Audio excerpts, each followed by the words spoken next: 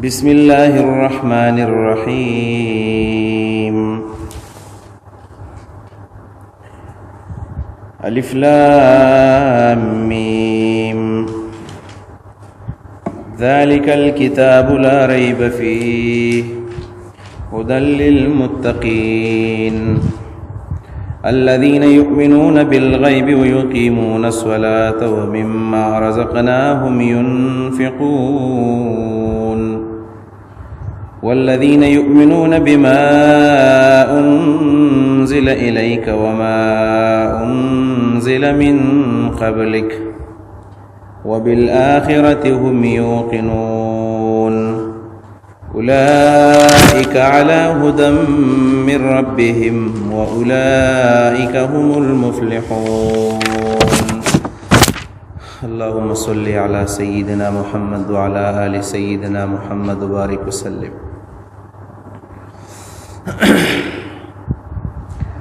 سورة البقرة داغي ابتدائی بنیادی مضامین او د حروف مقطعات وضاحت تیر درس کې شوی و. هدى للمتقین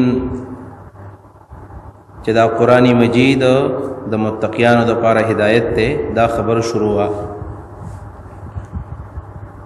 دا د قرآن صفت دی چې هدى للمتقین دا قرآن د متقیانو د پاره هدایت ته او متقیان ولی خاص کړل دا غي وجه تا ویلې وا چې ځکه چې فائدتي متقیان اخلي.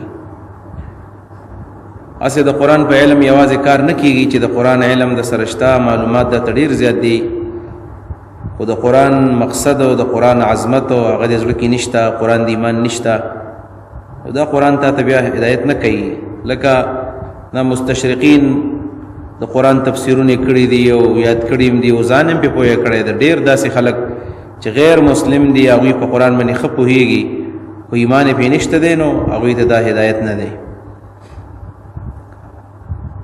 بهر تقدیر دا تذکرہ خوشوي وا د تقوا مراتب ویلې شو. نن د تقوا معنی څه ویلې کی علماء د تقوا کم تعریفونه کړی دي. نو اول نمبر معنا حضرت عبد الله ابن عباس رضی الله عنهما کړی دا معالم التنزیل کې چې متقی هغه چاته وي او تقوا په هغه چا کې دا چې الذي يتقي الشرك والكبائر والفواحش چې درې کارونه څوک ځان ساتي بس دا متقی دی. یو دا چې د شرک نه ځان ساتي، شرک او کفر نه ځان ساتي. دویم نمبر دا چې د کبائر نه ځان ساتي. کبائر غټ ګناهونه، غټو ګناه هغه ته ویل کېږي چې شریعت کې داغه د لپاره باقاعده سزا مقرري. دروغ، غلا او دارنګي زنا کول، شراب سکل، قتل کول، دا هغه ګناهونه دي شریعت کې لري لپاره باقاعده سزا مقرر ده. والفواحش بے حیايي، دا سکارونه چې عقل هغه ته جایز نه وي دغه ته فاحشه وي. دا متقی دی چې یتقي الشرك والكبائر والفواحش ادي درې سوزونه ځان ساتي. دې سره سره یو بل معنی تقوا علماء دا کړی دا چې متقی دی ته وی چې الله يراك مولاك حيث نهاك. الله يراك مولاك حيث نهاك دا معنا دا چې الله تعالی او ستا مولا ته په هغه ځای کې و نه ني چې د کوم ځای نه تبن کړي. الله وی دروغ مو وایي، دروغ ځای کې ته الله و نه ني ته متقی شولې. الله غلا مکوي، د غلا په ځای کې وسړې نشتا، دا متقی دی. الله يراك مولاك حيث نهاك.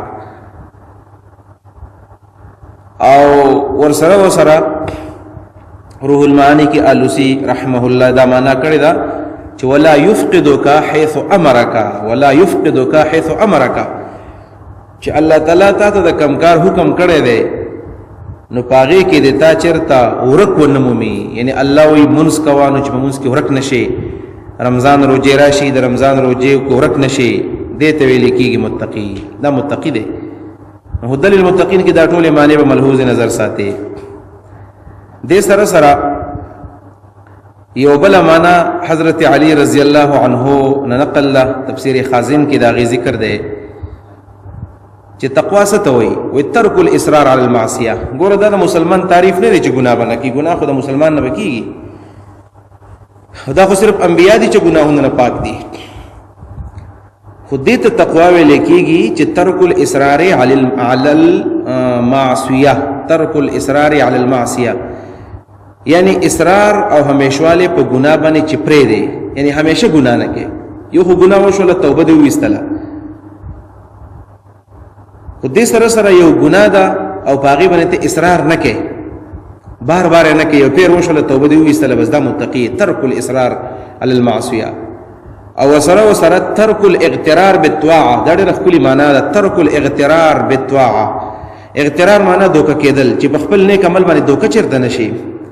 قرآن دې ختم کو دوکه پې نه شي، منځونه دې وکړل دوکه پې نه شي، حج دې وکړو دوکه پې نه شي، د چا سره د تعاون وکړو په دې دوکه نه شي. ترک الاغترار بالطاعه، چې په اطاعت باندې او دارنګې د الله په تابعدارۍ باندې چېرته دوکه نه شي، دوکه پرېږدي، دې ته ویل کېږي تقوا. ترک الاصرار علی المعصیه و ترک الاغترار علی الطاعه، دې ته ویل کېږي تقوا. حضرت عبدالله ابن عمر رضی الله عنهما داغه نه دا یو قول نقل له امام بغوی دا معلم کې ذکر کړی دی چې الله ترى نفسك خيرا من احد. دا ډېره ښکلې معنا تقوا شوې ده. الله ترى نفسك خيرا من احد، چې ځان به د بل نه ته ښه نه ښکاري. وایي که نه چې د دنیا په معامله کې د ځان نه لاندې ته ګوره، چېرې پلانی سړی مالدار دی څه مه کوئ، پلانی سړی ګوره زما دومره تنخواه ده، د پلاني تنخواه هم نشته، ګوره زما پټی دی د پلاني پټی هم نشته، زما بچي دی د پلاني بچي نشته، دې ته ګوره. او د دین په لحاظ باندې به اوچت ته ګوري چې پلانې زمانه ګوره مخکې دی، منځونه برابر دي، قرآن ورته یاد دی، قرآن ته ډېر زیات کینی، حدیثو باندې پوهېږي، ذکر هغه دی کوي.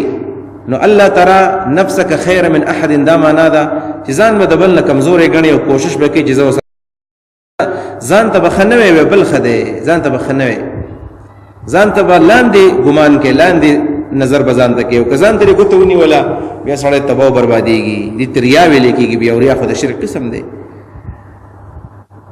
په مدارج السالکین کې علامه ابن قیم رحمه الله د تقوا یو بله ښکلې معنا کړې ده.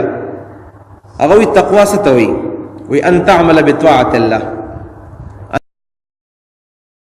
الله اطاعت کې د الله خبره منې. ولې منې؟ علی نور من الله، د الله ر طرف نه مستا سره نوري، مطلب دلیل به سره. نو تقوا دې ته وایي چې نیک عمل په دلیل باندې کې.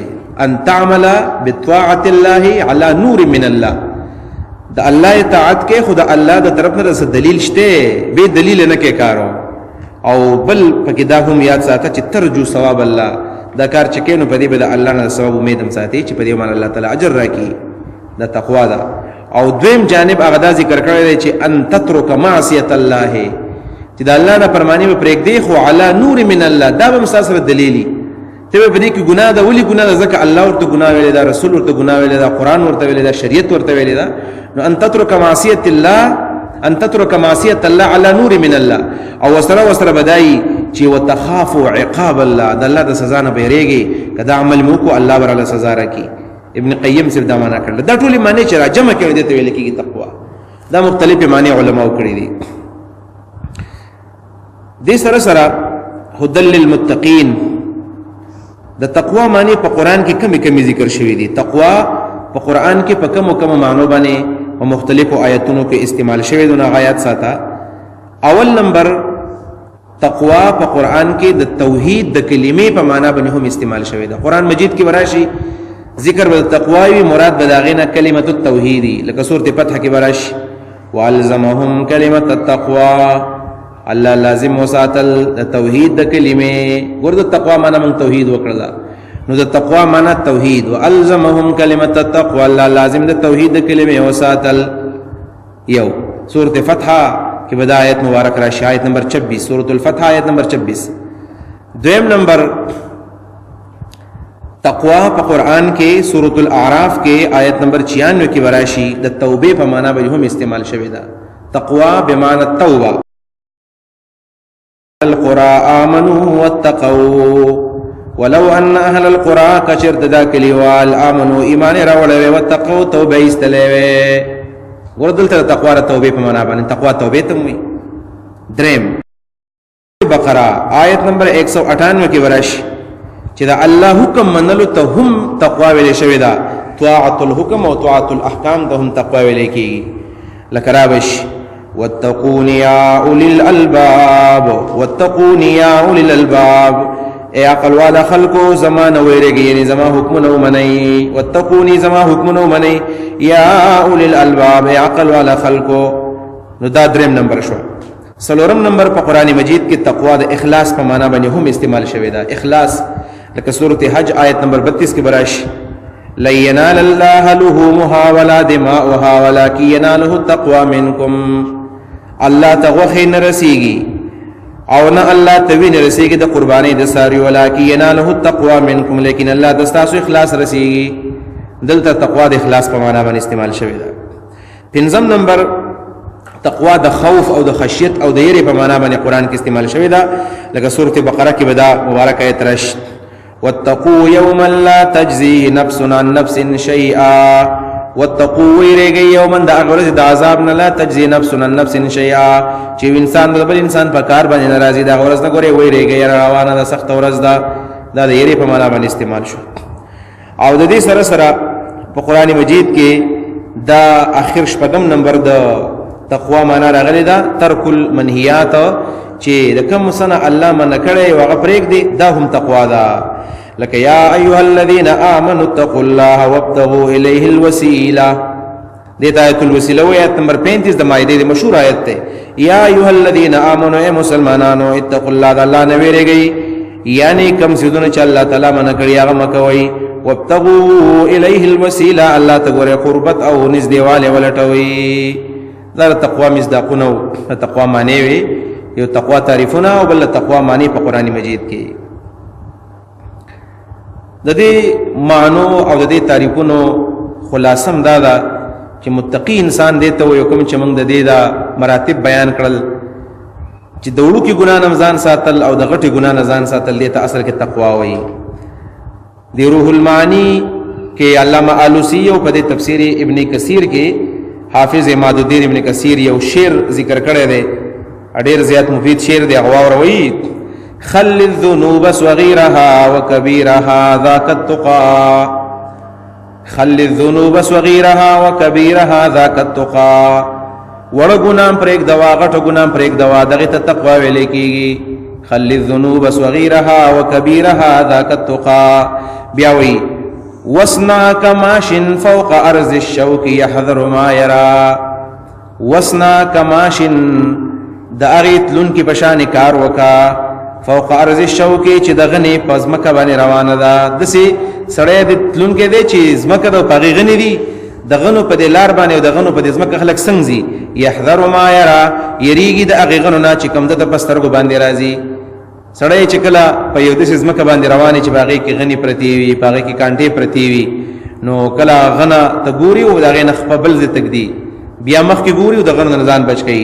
وی وسنا کماشن فوق ارض الشوك يحذر ما يرى، دا غتلون کې بشان کار وکا چې دا غزم کې د پاسه زی په کومه کې چې غنی دي دا غغنو نه ځان ساتي چې کوم بستر ورته په نظر باندې راځي.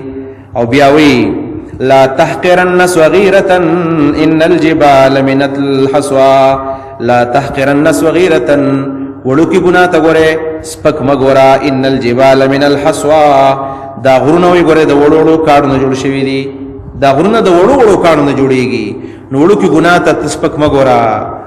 او بل حدیث کې راځي چې ګوره وړو کې نیک عمل ته سپک نه دي قتل پکار. حضرت عائشہ رضی الله عنها فرمایي چې نبی علیہ السلام راته چې عائشہ تو لا تحقرن من المعروف شيئا، عائشہ ګوره نیکی ته سپک نظر وړو کې نظر مکوا. ولو ان تلقى اخاك بوجه طلق، اگر کاغه تخپل رور ته پروخانه تندیبانی ولې نه ګوري، روخانه مخ چاته ګوري بس ګوره ورته دیتا وړو کې ګمان مکوي. دا ډېر لوی کار دی چې ما چاته پروخانه تندیبانی وکتل. دا تقوا شولا. د تقوا یو څو مثالونه چې په حدیثو کې راغلي دي. یو موقع کې حضرت عمر رضی الله تعالی عنہ دا واقعا معالم التنزیل کی امام بغوی ذکر کړی دا.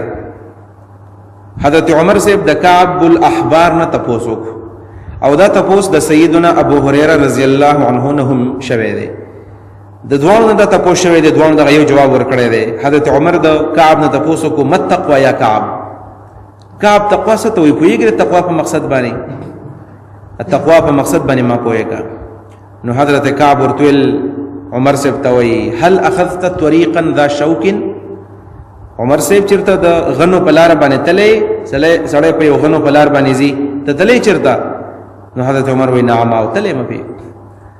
نو کعب ورته په ما عملت فیه، د غنو په لار کې تا څنګه چل کړی او څنګه پې تللی او څنګه ځې په هغه ځای کې؟ سړی چې د غنو په لار باندې په انګړ کې ورځي چېرته او د غنو یو شپول دی په هغې کې څنګه ځي؟ نو حضرت عمر ورته وایي تشمرت وحذرتو. تشمرتو معنا پنسیر اوچتې کم او حذرتو داسې دا جامې ځان پسې راجوختې کم داسې ویرېږم. دغه شانې خلک ځي پنسیر راجوختې کي، صادر راوچت کي، صادر ځان راتاو کي، کپړې راوچتې کي، پنسیر راوچتې کي، دغه شانې خلک ځي. نو کعب الاحبار ورته وایي فذلک التقوى یا عمر. عمر دغې ته تقوا ویلی کېږي چې څنګه سړی د غنو په لار باندې ځي او په انګړ کې ځي په شپول کې او د غنو نه ځان ساتي، د ګناه نه به دغه شانې ځان ساتي، دغې ته تقوا ویلی کېږي او دغه متقي دی. مسلم شریف کې یو حدیث دی، د هغې تقوادار ته نبی علیه صلات وسلام طائر حذر ویلی دی، کطائر الحذر، یعنی متقي هغه دی. طائر مرغۍ ته وایي، حذر یریدونکي. طائر حذر دی ته وایي چې کله مرغۍ یو ځای نه راوالوځي او په یو ونه کې کښېني نو دا اخوا دې خوا ولګوري چېرې چا په لاس کې لینده نه وي، د چا سره چېرته په لاس کې کاڼی نه وي، اخوا دې خوا وګوري، د هغې نه بعد کښېني. نو بیا کله څوک ویني کله ونیني، کله پکې سرم کېدي، اخوا دې خوا ګوري. یا کله چې دا مرغۍ سیلي او راځي کښېني نو داسې اخوا دې خوا ګوري، یو طرف ته بل طرف ته منډې وایي راوایي، د دې دپاره چې ځان بچ کړم. دقه ته تقوادار ویلی کېږي. او دغه حدیث ته مسلم شریف کې چې يدخل الجنة اقوام، جنت ته به داسې خلک ځي چې افئدتهم مثل افئدة الطير، چې د هغوی زړونه د مرغو د زړونو په شانتې وي. څنګه چې مرغۍ اخوا دې خوا ګوري ځان بچ کوي، نو هغه سړی به جنت ته ځي چې دا د ګناه نه ځان ساتي او زړه دقه شان د ګناه نه یېرېږي. دې ته تقوا ویلی کېږي. نو هدى للمتقین، دا قرآن هدایت دی د متقیانو دپاره. قرآن هدایت دی د متقیانو دپاره. تقوا من پرون درې مرتبه ویلې وي چې علامه بیضاوی رحمه الله ویلې وي. د دې سره سره بعض علماء د دې سنوري مرتبه ذکر کړې دي او په دې کې د تقوا دا ټول مفهوم را جمع شوی دی. هغه وایي چې د تقوا اوله مرتبه دا ده چې ایتقي الکفر والشرک. اول به د کفر او شرک نه ځان وساتي، دا اول نمبر مرتبه شوله، ایتقي الکفر والشرک. بیا چې د کفر او د شرک نه ځان وساتو نو بیا به څه وکړي؟ ایتقي المعاصي والمحرمات، د ګناهونو نه او د هغه څه نه چې په ده باندې حرام دی د هغې نه به ځان بچ کړي. ایتقي المعاصي والمحرمات، دوه شولې، اول کفر پرېښودو، شرک یې پرېښودو، بیا د هغې نه بعد غټ ګناهونه پرېښودلی شو. درېم نمبر چې اوس ګناهونه پرېښودلی شول نو ایتقي الشبهات، بیا به د هغه څه نه ځان بچ کړي چې په هغې کې شبهه ده، په هغې کې شک دی چې دا حلال دی که دا حرام دی. اسلام فرمایي ان الحلال بین وان الحرام بین وبینهما امور مشتبهات. حلال کار دی او حرام هم کار دی، د دوانو په دې منځ کې څه مشتبه کارونه دي. بیا نبی علیہ السلام فمن اتقى الشبهات فقد استبرأ لدینه وعرضه، چا چې د شبهاتو نه ځان بچ کو، خپل عزت محفوظ کو، خپل دین محفوظ کو. ومن وقع فی الشبهات وقع فی الحرام، او څوک چې په شبهاتو کې پرېوتو نو په حرامو کې پرېوتو. د شبهاتو نه به ځان ساتي، کفر هم پرېښودو، ګناه هم پرېښودله، شبهه هم پرېښودله. بیا چې شبهات کله ختم شو اوس د تقوا مرتبه ورو سړی اوچتوي، الله ته نږدې کېږي. بیا د ان یتقي الانسان المباحات، چې انسان به اوس د مباحاتو نه ځان بچي، په کولو کې ثواب نه وي، د هغې په نه کولو کې ګناه نه وي، مباح دی. ان یتقي الانسان المباحات معنا چې انسان به د هغې کارونو هم ځان ساتي چې هغه جایز دي خو پیدا پکې نشته، ثواب پکې نشته. لکه دا بعضې خلک داسې وي چې اړو په کور کې روټۍ به نه خوري، نن په یو هوټل کې خوراک، سبا په بل هوټل کې خوراک، نن په یو ځای کې پروګرام، سبا بل ځای کې. داسې کله کله به سړی ښه خوراک کول ګناه به نه وي، ځکه دا حدیث کې راځي نبی کریم صلی الله علیه وسلم نه چا روټۍ کړې وه او صحابه کرام ورسره روان دي، ابو بکر صدیق دی، حضرت عمر دی، دا ملګري ورسره لاړل. نو په لار کې یو ملګری وایي موږ زه اوس هم ملګری شوم. کله چې لاړو یو باغ ته، په هغه باغ کې دغه میزبان کور و، نو موږ له کجوري راوشوکولې، اوبې راباندې وڅښلې، بیا موږ له چیلې حلال کړو، هغه چیلې موږ وخوړو. او نبي علیه السلام میزبان ته وایي چې دا سړی زموږ سره تا نه دی انوایټ کړی، تا دعوت نه دی ورکړی، ما د ځان سره راوستی دی. دې نه دا معلومه شوله چې چېرته پردي خیرات له مېلمه ځان سره بوځي اجازه به یې اخلي، هسې نه چې پردی خیرات سړی بغیر دعوته وخوري. او دا مفید الطالبین کوم چې په دې اوله درجه کې اکثر طالبان وایي، په هغې کې لیکلي چې اته کسان به ځان نه ملامته کړي که چا بې عزتي وکړله. یو به هغه سړی دی چې پر دې خیرات له اجازه ته لاړ شي او دا چا برابر کو نو دا بیا خپل تپوس نه کوي ولې تلو پر دې خیرات له اجازه ته چا دعوت نه ورکړي هغه حدیث کې راځي پر دې خیرات چې اجازه ته لاړل دي سي چې دخل سارقا وخرج مغيرا دخل سارقا معنا غل نه وتلی وخرج مغيرا نو ډاکو راوتلی ډاکه دی واچول بیا راوتلی نو يتقي الانسان المباحات نو مطلب دا چې کله کله سړی د خیر یو په 15 کسان نبی صلی الله علیه وسلم چلے خړل دی 15 کسان دی روغ چلے یو خړول دي که څه ګناه نشته ټول عمر بداسي نه چې بس په کور کې روټي نه خوري بیکاره خوراک اډو کینو او نن یو قسم خوراک سبب بل قسم خوراک مختلف ټسټونه سړی ګوري یو ځای بل ځای تزي دنه بزان سړی ساتي او حقیقت داسې دی د بستاسو تجربه کله چې سړی په دې پروګرامونو باندې عادت شي نو اکثر په دې هوټل کې چناسي هوټل کې خوراکونه په نیمه غنټه کې نه تیاریږي مونږ په سړی قربان کې بیا او یا چې چکر لذینو د مازیګر ماخام د جمع په کې قربانيږي دا مباحات چې کلم ته حاصله او نن میانو پروګرام دی او سبا د چرګانو دی او سبا د غډانو دی دا پروګرامونو چې کې په دې کې بیا ډېر تقوا د خلکو خرابېږي او بل دا دې څه پته لګي دا کم ملګری چې کنټریبیوشن کوي دا پیسې د حلال دي که حرام دي تبه حلال ورکړي هغه حرامي نو تب خپل حلال پیسې ورکړي خو تر بل چې حرام پکې خوري دې وجنه کوشش کوي دا ډېر پروګرامونه دا پر خودل پکار دي او دغه پیسې کې سړی په دین باندې ولګي په غریبانو باندې ولګي په دې انسان تقوا ته نږدې کیږي نو يتقي الانسان المباحات دا شو او بیا چې کله دې مرتبه ته سړی ورسیږي دا ډېر اوچت تقوادار دی نو بیا اخیری نمبر دی ايتقي حضور غیر الله على قلبه دا ډېر اوچت مرتبه ده فنا بالله سړی بس د الله د پاره په دنیا کې بیا ورکی او الله تعالی ځان رسي ايتقي حضور غیر الله على قلبه چې په ځل کې د غیر الله تصور بیا نه راولي دا مرتبه چې په دې طریقه شروع شي کفر نه ځان بچ کی بیا د غټي ګنا نه بیا د شبهات نه بیا د مباحات نه نو دې مرتبه ته بیا ورسیږي چې د غیر الله حضور او د غیر الله سوچ مزرت بیا ناراضي ټول عمر الله د سړی براه راست متوجي وي هر کار کې بیا چې کینو یا الله خوشاليږي کنه خوشاليږي به الله رنه خپنه شي په دی باندې دا تقوا شولا هدل للمتقین دا قران هدایت د متقینانو د پاره زکه فائدې متقیان اخلي